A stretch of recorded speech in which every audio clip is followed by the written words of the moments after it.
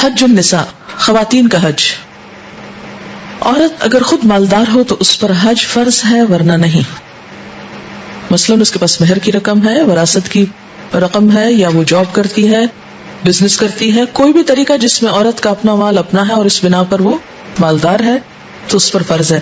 اگر اس کے پاس مال نہیں اور شوہر ہی کا مال ہے، حالات تنگ ہیں، تو وہ شوہر کو مجبور نہیں کر سکتی کہ وہ اس کو حج کرائے، کیونکہ اس پہ فرض نہیں.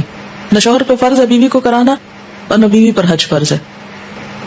خواتین پر حج فرض ہونے کے لیے مالی استطاعت کے علاوہ محرم کا ساتھ ہونا بھی شرط ہے، کیونکہ حج کا سفر بہت طویل، اس میں قربانی کا مسئلہ، اس میں کافی سفر آنا جانا، مختلف مناسک کا ادا کرنا اور بہت ہجوم اور رش، اس لیے اس سفر میں محرم کا ہونا ضروری ہے.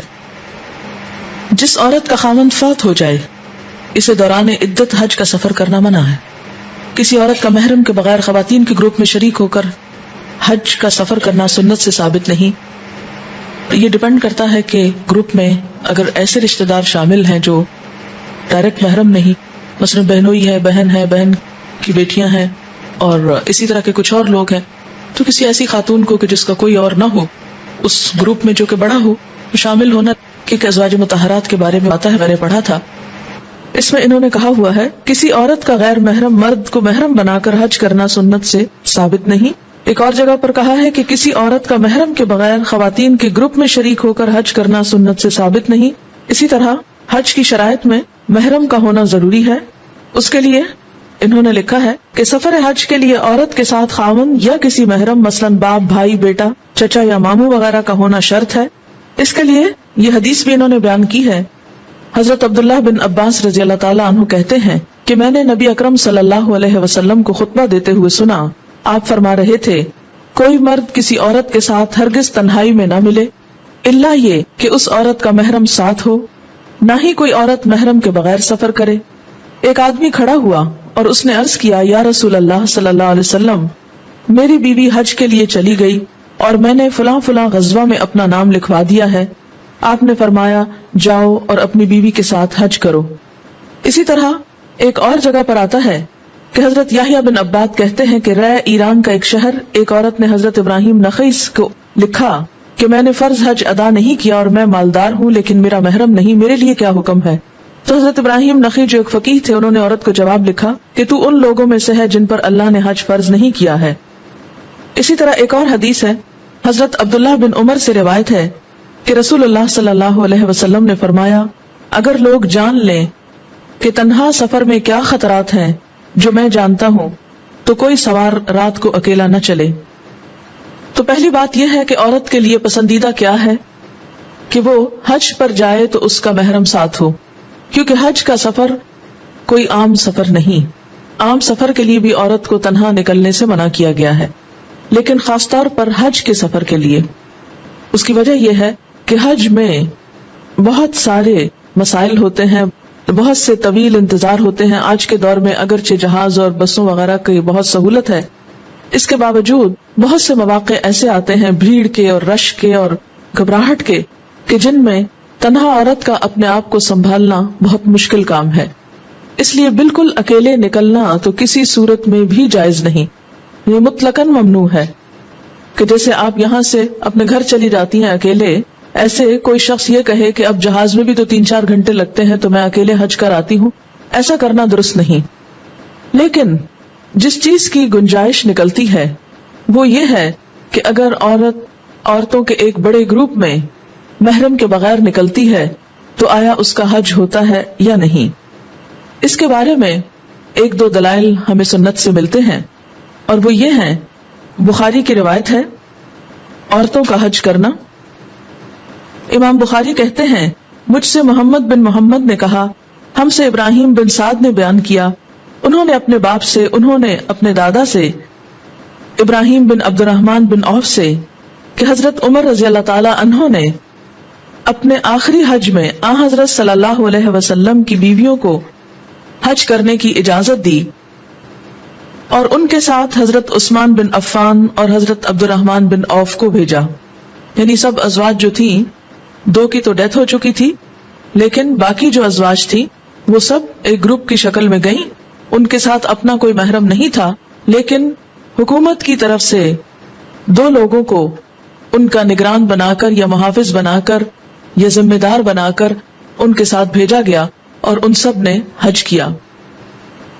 اور یہ دو کون تھے؟ ایک حضرت عثمان بن عفان تھے اور دوسرے حضرت عبد الرحمن بن عوف. پھر اسی طرح دوبارہ حضرت معاویہ کی خلافت میں بھی ان بیویوں نے حج کیا. یہ ہودوں پر سوار تھی اور ان پر چادریں پڑی ہوئی تھیں. یہ بخاری کی روایت کی وضاحت ہے. پھر اسی طرح ہم دیکھتے ہیں کہ ایک اور روایت میں آتا ہے، صحیح بخاری ہی کی روایت ہے، حضرت عدی سے مروی ہے کہ میں خدمت نبوی میں بیٹھا ہوا تھا کہ ایک آدمی نے آ کر فاقے کی شکایت کی یعنی بھوک کی، دوسرے نے آ کر رہزنی کی شکایت کی یعنی بدامنی کی کہ ڈاکے پڑتے ہیں. آپ نے فرمایا عدی تم نے ہیرا دیکھا ہے؟ ایک علاقے کا نام ہے. اگر تمہاری زندگی دراز ہوئی تو تم دیکھ لو گے کہ ہودج نشین عورت ہیرا سے چل کر آئے گی، یعنی ایک عورت تنہا نکلے گی اپنے ہودج میں، خانہ کعبہ کا طواف کرے گی اور اسے اللہ کے سوا کسی کا خوف نہ ہوگا. اور اگر تمہاری زندگی دراز ہوئی تو تم کسرا کے خزانے فتح کر لو گے. اگر تمہاری زندگی دراز ہوئی تو تم دیکھو گے کہ آدمی چلو بھر سونا یا چاندی نکالے گا اور ایسے آدمی کو تلاش کرے گا جو اسے قبول کر لے تو کوئی اسے قبول کرنے والا نہ ہوگا. یعنی صدقہ خیرات روپیہ 2 روپیہ نہیں، پرس میں کوئی ہاتھ ڈالے اور چلو بھر سونا نکالے اور کسی کو دینا چاہے لیکن کوئی لینے والا نہ ہوگا. اسی روایت کے آخر میں یعنی بخاری کی اس روایت کے آخر میں حضرت عدی کا بیان ہے، میں نے دیکھا کہ ہودج نشین عورت، یعنی وہ کہتے ہیں میں نے خود دیکھا اپنی نگاہوں سے کہ ایک عورت ہیرا سے چل کر خانہ کعبہ کا طواف کرتی ہے اور اسے اللہ کے سوا کسی کا خوف نہیں، یعنی تنہا آتی ہے، طواف کر کے واپس چلی جاتی ہے. اور میں خود ان لوگوں میں تھا جنہوں نے کسرا بن ہرمز کے خزانے فتح کیے، یعنی حضور صلی اللہ علیہ وسلم کی دوسری پیشن گوئی بھی درست ثابت ہوئی. اور اگر تم لوگوں کی زندگی دراز ہوئی تو تم لوگ وہ بھی دیکھ لو گے جو ابو القاسم صلی اللہ علیہ وسلم نے فرمایا تھا کہ آدمی چلو بھر سونا یا چاندی نکالے گا لیکن لینے والا کوئی نہ ہوگا. یعنی 2 پیشن گوئیاں ان کے زمانے میں پوری ہو گئی اور ایک کی پیشن گوئی پھر انہوں نے آگے روایت کی. یہ 3 روایتیں آپ کے سامنے میں نے رکھی. ایک میں کیا آتا ہے کہ عورت محرم کے بغیر حج نہ کرے، دوسرے میں کیا آتا ہے کہ محرم کے بغیر سفر نہ کرے، تیسری روایت میں کیا آتا ہے حضرت عبداللہ بن عمر کی کہ نبی صلی اللہ علیہ وسلم نے فرمایا لوگ جان لیں اگر کہ تنہا سفر میں کیا خطرے ہیں، جو میں جانتا ہوں تو کوئی سوار رات کو اکیلا نہ نکلے.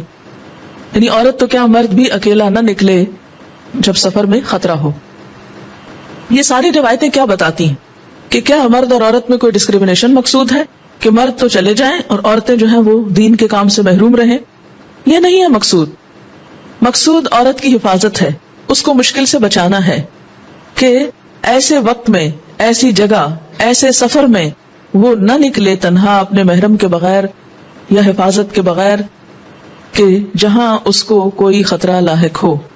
دوسری بات کہ ازواج مطہرات بغیر محرم کے لیکن حکومت کی طرف سے 2 افراد کے متعین کرنے پر 2 مرتبہ، ایک حضرت عمر کے دور میں اور دوسرے حضرت معاویہ کے دور میں نکلی کہاں؟ حج کرنے کے لیے. اور یہ کس شکل میں نکلی؟ گروپ کی شکل میں. یہاں تنہا سفر کرنے کی یا بغیر محرم سفر کرنے کی جو علت تھی، علت کیا ہے؟ خطرہ.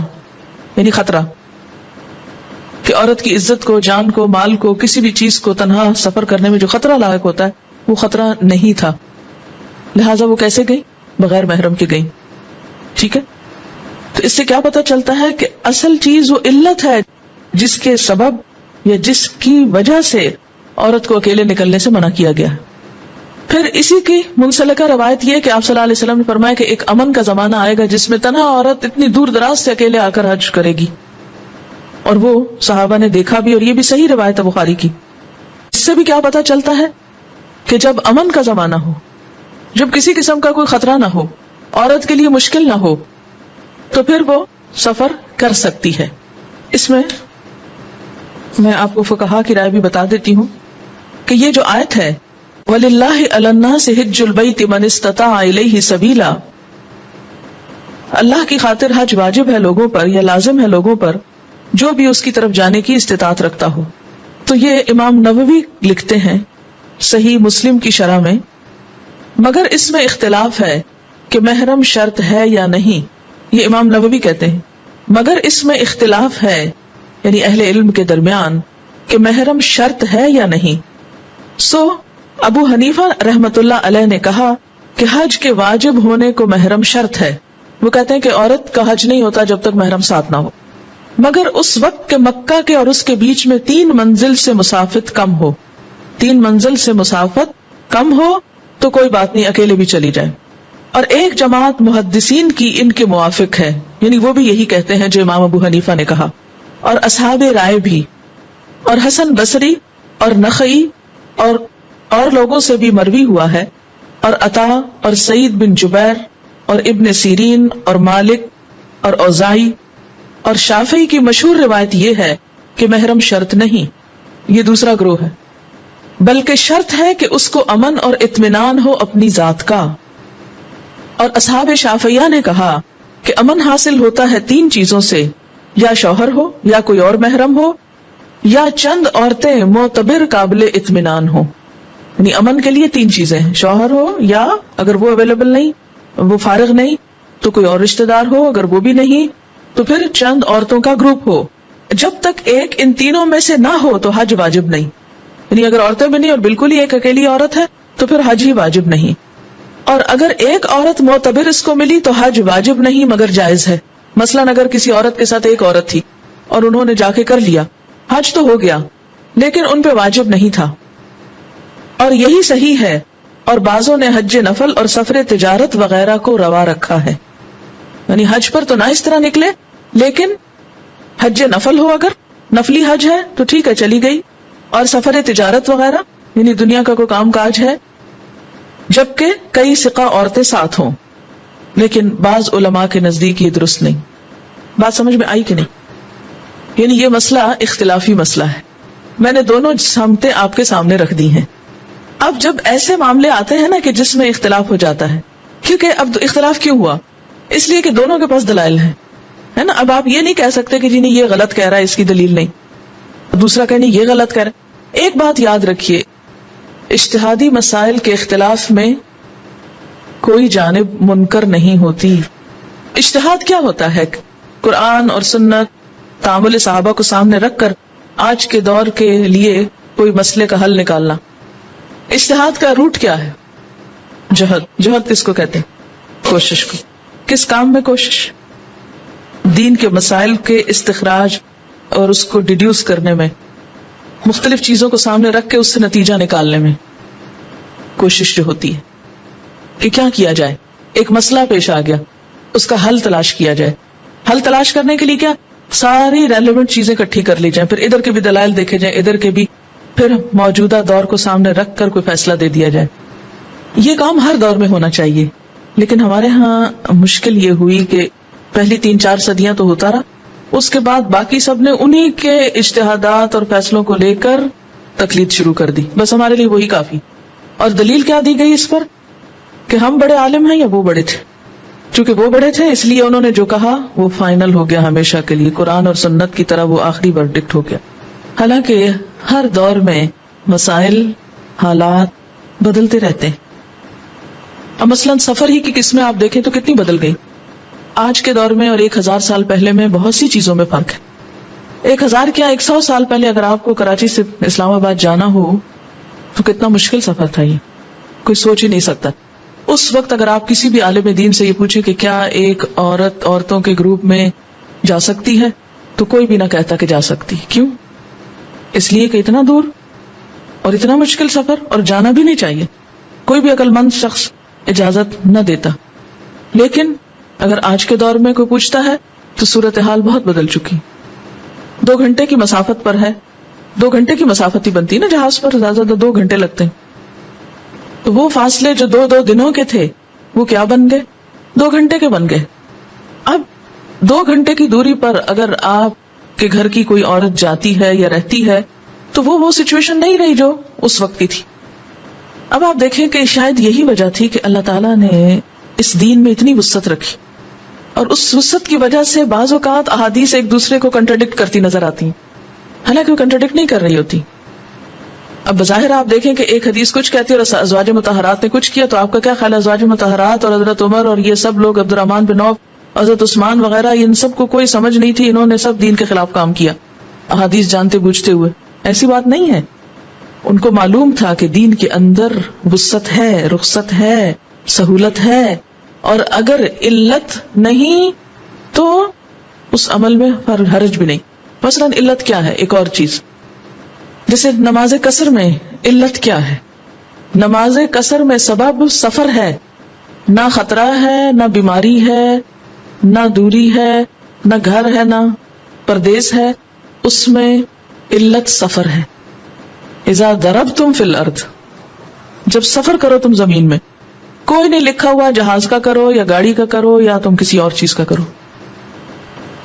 جہاں علت ہوگی وہاں رخصت بھی ہوگی، جہاں علت نہیں رخصت بھی نہیں. یہ بات سمجھ میں آ گئی؟ جس کو نہ آئیے وہ ہاتھ کھڑا کرے. جہاں علت نہیں، یعنی گھر میں بیٹھے سفر نہیں، وہاں رخصت بھی کوئی نہیں. جب آپ چلے گئے یہاں سے تو علت پیدا ہو گئی اور رخصت حاصل ہو گئی. ٹھیک ہے. اچھا، اسی طرح عورت محرم کے ساتھ نکلے یا اس کے بغیر نکلے، اس میں علت کیا ہے؟ اس کی حفاظت اور امن کا ہونا. یعنی سبب کیوں عورت کو تنہا نکلنے سے منع کیا؟ کہ عورت ایک قیمتی چیز ہے، اس کی حفاظت مقصود ہے.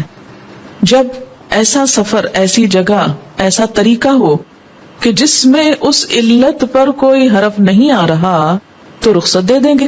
اور جہاں وہ سبب پیدا ہو گیا تو رخصت ختم ہو گئی، پھر آپ تنہا نہیں نکلیں گے، پھر آپ کے ساتھ لازمی کوئی ہونا چاہیے. اب مثال کے طور پر تعلیم کے لیے بچیاں مختلف علاقوں میں ہاسٹل میں رہتی ہیں. اس میں صرف دنیاوی اسکول کالجز نہیں ہیں بلکہ پیورلی دینی مدارس بھی ہیں. اور یہ پوری دنیا میں ایک کامن فینومینا ہے کہ جہاں بھی عورتیں تعلیم کے لیے نکلتی ہیں تو یہ ممکن ہی نہیں کہ ہر عورت کے ساتھ اس کا بھائی نکلے اور وہ بیکار باہر چوکیدار بن کے دروازے بیٹھا رہے کہ بہن باہر نکلے تو میں اس کو پکڑ کے گھر تک پہنچاؤں. یہ عملی طور پر پریکٹیکلی ممکن ہی نہیں. اس لیے کیا ہے صورتحال کہ سہولت کس چیز میں ہے یا علت کیا ہے؟ امن کا ہونا یا نہ ہونا. تو اگر امن ہے، محفوظ جگہ ہے اور عورتیں ایک گروپ میں رہ رہی ہیں تو کوئی حرج نہیں، اور گروپ قابل اعتماد لوگوں کا ہے، نعوذ باللہ اس میں کوئی چور ڈاکو نہیں جمع کہ جو ایک دوسرے کو لوٹیں گے. تو ایسی صورت میں کیا ہے؟ یعنی امن موجود ہے تو عورتیں تنہا بھی گروپ کی شکل میں کہیں رہ کے دن رات پڑھ سکتی ہیں. اب آپ دیکھیے کہ ایک سعودی حکومت نے بھی ایک قانون بنا رکھا ہے اور اس میں بھی فلیکسیبلٹی. آپ کو پتا ہے کہ کچھ ملکوں میں اس قانون کی بڑی سختی ہے، کچھ اور ملکوں میں نہیں ہے. انڈونیشیا، ملیشیا سے اسٹوڈنٹس کے میں نے خود گروپس دیکھے ہیں، ینگ گرلز کے، مدارس کے، جو اپنے ٹیچرز کے ساتھ آتے ہیں، عمرہ کرتے ہیں اور جاتے ہیں وہاں. کیوں؟ اس لیے کہ اس قوم میں ڈسپلن ہے ہمارے مقابلے میں کچھ زیادہ، اور وہ اس حکومت کی بات بھی مانتے ہیں اور کوئی ایسا امن و امان کا مسئلہ پیدا نہیں کرتے. اس لیے وہاں یہ رخصت موجود ہے. اور اس کی دلیل کیا ہے؟ ازواج مطہرات کا عمل. اور اس عمل کے پیچھے اجازت کس کی تھی؟ بڑے بڑے صحابہ کی تھی. ایک ہوتی ہے افضل ترین صورت کہ آئیڈیل سچویشن، ٹھیک ہے. ایک ہوتا ہے جواز کی کیفیت. آئیڈیل تو ہمیشہ یہی رہے گی کہ عورت اپنے شوہر کے ساتھ جائے یا بھائی کے ساتھ جائے، یہ ہر لحاظ سے قابل اطمینان بات ہے، ایسا ہی ہونا چاہیے. لیکن بعض عورتیں ایسی بھی ہیں کہ جن کے پاس ایسا کوئی ذریعہ نہیں، تو اس میں آئیڈیل سچویشن گروپ کی یہی ہوتی ہے کہ اس گروپ میں اگر کچھ خواتین کے بھائی یا شوہر یا کوئی محرم ہو تو باقی ان سب کے ساتھ پھر ایک گروپ میں مل کر، یعنی چند عورتوں کے ساتھ اگر ہوں اور باقی عورتیں ساتھ ہوں اور ایک پرامن گروپ ہو، یعنی وہ مرد باقیوں کی بھی ایک طرح سے لک آفٹر کریں. کیونکہ یہاں بھی آپ دیکھیں نا، حضرت عبد الرحمن بن عوف اور حضرت عثمان جو ہیں وہ ایک طرح سے ساتھ گارڈین کے طور پر جاتے ہیں. کیونکہ سفر حج جو ہے نا، عام سفر کے مقابلے میں بڑا مشکل سفر ہے. اور اس کے لیے وہ حدیث ہے، حضرت عائشہ کہتی ہیں کہ میں نے عرض کیا یا رسول اللہ صلی اللہ علیہ وسلم، کیا ہم آپ لوگوں کے ساتھ جہاد کو نہ جایا کریں؟ آپ نے فرمایا تم عورتوں کا عمدہ اور اچھا جہاد حج ہے جو حج مقبول ہو. حضرت عائشہ کہتی ہیں میں تو حضور صلی اللہ علیہ وسلم کے اس ارشاد کے سننے کے بعد کبھی حج چھوڑنے والی نہیں، میں ضرور جایا کروں گی. یعنی بہترین عبادت ہے. اور کتنی مشکل عبادت ہے جو جہاد کے برابر ہے ایک طرح سے. تو اس سفر میں پھر کوئی نہ کوئی ایسا ساتھ ضرور ہو کہ کوئی بے ہوش ہو رہا ہے یا گر رہا ہے یا پڑ رہا ہے، ایٹ لیسٹ اوروں کے ساتھ مل ملا کر کوئی انتظام کرے، کسی کو اسپتال لے جانا، ایئرپورٹ پہنچانا ہے، بکنگ کرانی ہے، ایئرپورٹ پہ کئی دن بیٹھنا ہے بغیر کھائے پیے انتظار میں کہ واپسی کی جگہ ملے. تو یہ ساری چیزیں ریکوائر کرتی ہیں کہ کوئی نہ کوئی مرد حضرات. اگر وہ سمجھتی کہ پرامن نہیں ہے جانا، اس کا خطرناک ہے کہ صاحب مال ہے مثلاً، تو لوگ کہیں چلو اس کو رستے میں ٹھکانے کرو کہ جا کے اس کا مال اٹھا لو، پھر وہ سوچ سمجھ، کیونکہ اس کو ایک اسے بطور فتویٰ نہ لیجیے، اس کو انڈیویجول جو حالات ہیں، سچویشن ہے، اس پر بھی ڈیپینڈ کرتا ہے. ٹھیک ہے. اس میں پھر ایک اور چیز یہ بھی ہوگی کہ ینگ لڑکیوں کا معاملہ اور ہے، عمر رسیدہ خواتین کا معاملہ اور ہے، یہ بھی چیز دیکھی جائے گی. امہات المومنین کا سفر حکومت کی نگرانی کے ساتھ کرنے میں کئی حضرت عمر نے قرآن کی آیت سے استدلال تو نہیں کیا جس میں نبی کے بعد نبی کی بیویوں کو صلی اللہ علیہ وسلم باقی مسلمان مردوں پہ حرام کر دیا، اس طرح وہ باقی مرد ایک طرح سے اکیلے محرم کے بغیر ان کو امت کی مائیں قرار دیا. نہیں، ایسی بات نہیں ہے، اس لیے کہ اگر ماں سے مراد وہ ہوتا جو آپ جس معنی میں لے رہی ہیں تو پھر تو وہ حجاب بھی اتار دیتی، کیونکہ ماں کا حجاب تو بچوں سے نہیں ہوتا. لیکن وہ ماں ایک آنر کے لیے کہا گیا ہے، باقی جو ماں کی حیثیت میں پابندیاں ہیں وہ نرم نہیں پڑتی. اور اس میں آپ دیکھیے کہ اس پر اگر کوئی کہے تو وہ ہیرا والی عورت کی مثال جو پھر سامنے ہے. اور سب باتوں کے باوجود جس کا دل نہ مانے ایسا کرنے کو، اس کے لیے کوئی جبری حکم نہیں کہ نہیں ضرور جاؤ تم، پھر بھی جو زیادہ دل کو بات لگے وہی کی جائے. یعنی رخصت بھی موجود ہے اور دوسری صورت بھی موجود ہے. ایک عورت جس کو اللہ نے ساری نعمتیں دی ہیں، حیثیت بھی دی، وسعت بھی دی، شوہر بھی دیا، جانے کا آسانی بھی دی، تو اس کے لیے تو یہ سوچنے کی ضرورت ہی نہیں ہے اس رخصت کے بارے میں. لیکن ایک محروم عورت جس کے پاس اور کچھ نہیں، تو دین نے اس کو بھی محروم نہیں کیا، اس کے لیے بھی ایک گنجائش رکھی ہے. خواتین کو حج کا ثواب جہاد کے برابر ملتا ہے. حج یا عمرہ کے لیے آنے والی خواتین کو احرام باندھنے کے لیے حالت حیض یا نفاس میں بھی غسل کرنا چاہیے، بشرطے کہ بیماری کا خوف نہ ہو. عن عائشة رضی اللہ عنہا قالت نفست اسماء بنت امیس بمحمد بن ابی بکر بالشجرہ فامر رسول اللہ صلی اللہ علیہ وسلم ابا بکر یأمرها ان تغتسل وتحل. رواہ مسلم. حضرت عائشہ فرماتی ہیں کہ شجرہ کے مقام پر حضرت محمد بن ابو بکر صدیق کی پیدائش کے باعث حضرت اسماء بنت امیس، یہ ان کی ستیلی والدہ بنتی ہیں، حضرت عائشہ کی حالت نفاس میں تھی. رسول اللہ صلی اللہ علیہ وسلم نے حضرت ابوبکر صدیق کو حکم دیا کہ اسماء سے کہیں کہ غسل کر کے احرام باندھ لے. فرض نہیں ہے، افضل ہے، اگر بیمار ہونے کا اندیشہ ہو تو بے شک نہ نہائے. اسے مسلم نے روایت کیا ہے. عورت حالت حیض میں طواف کے علاوہ باقی تمام ارکان حج ادا کر سکتی ہے. عورت کا حالت احرام میں سر کے بالوں کو باندھنا یا احرام کے لیے خصوصی لباس سلوانا سنت سے ثابت نہیں. حالت احرام میں عورت کو ممکن حد تک پردہ کا اہتمام کرنا چاہیے. عورت کے لیے طواف قدوم میں رمل سنت سے ثابت نہیں. دوران صحیح عورت کا میلین اخضرین سبز ستون مراد ہے، ان کے درمیان بھاگنا سنت سے ثابت نہیں. عورت کے لیے سارے سر کے بال کتروانا یا منڈوانا منع ہے، اسے صرف 2 انگلی کے برابر بال کترانے چاہیے. اچھا پیچھے انہوں نے لکھا نا ایک انگشت سے مراد یہ ہے کہ یوں اتنے بال، اور 2 انگلی سے مراد ہے یوں. ٹھیک ہے، یعنی اتنے یا اتنے لمبائی میں یا اتنے یا اتنے. ایکچولی یہ اس لیے کہ کوئی ایک واضح چیز جو ہے وہ کسی حدیث سے کوئی انچز بتائے نہیں گئے، کہیں سے بھی ایک لٹ جو ہے بالوں کی اتنی سی کاٹی جا سکتی ہے.